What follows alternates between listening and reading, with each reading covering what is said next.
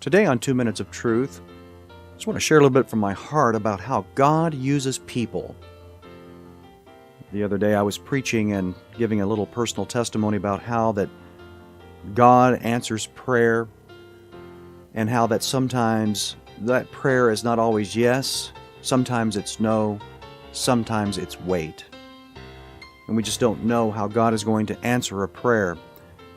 But then I looked back and said how that even though on this particular request God did not answer the prayer the way I wanted it to be answered, He still provided for me in other ways. And I said, I just don't know how God does it. And then in looking back upon what I'd said, it dawned on me that of course the answer is clear. God uses people. My friend, there's no place in the Bible where God doesn't use people. That's all He has to work with. And then I realized and looked on how God has used us to be a blessing to others. I want you to think about this.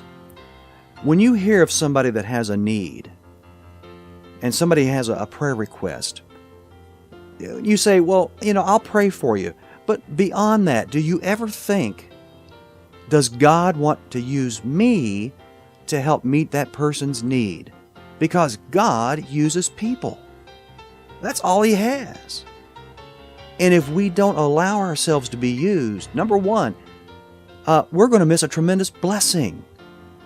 It is so much better to give than receive. We know that's true. But we have to be willing to be used of God because God uses people. Christian, let me ask you, are you allowing God to use you?